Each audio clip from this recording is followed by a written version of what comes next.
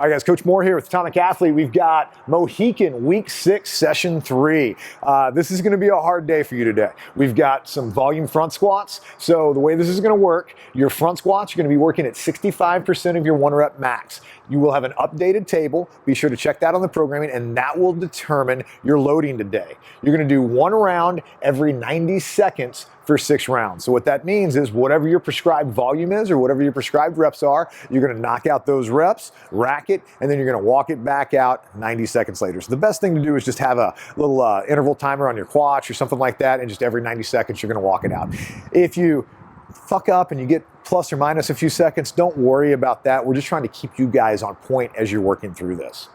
After you finish with your front squats, you're going to have basically an accessory warm-up. So you could take at least 2 to 3 rounds working up on your bench press between 3 and 5 reps. We're not super worried with your rounds or your reps on this. We just want to make sure that you are warm and ready to work. So you should be, as soon as you get up to about that 60% of your 1 rep max, you guys are ready to do the work. You can kind of step into it. It's going to be the same effort for the bench press. You've got 6 rounds, 1 round every 90 seconds, 65% of your 1 rep max, again, based on those tables for reps. And a good rule of thumb that you can kind of think about is your bench press and your front squat should be pretty close to the same numbers. So the reason these are set up the same is your numbers should be pretty close to the same. So if you have one that is really out of whack of the other, that just lets you know that that's something that you can improve upon.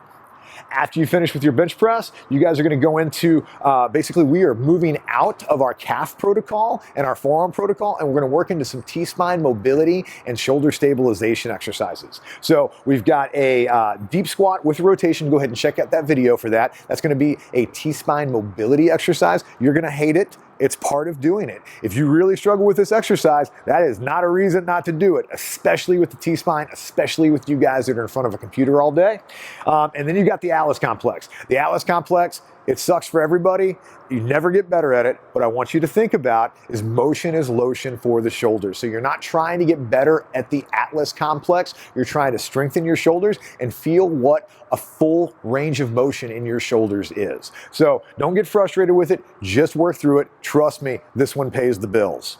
After you get done with that, we've got some accessory hypertrophy work. You've got bicep 24s, bicep 21s with 8 reps per exercise instead of 7. That's all that is, followed by 10 push-up circles.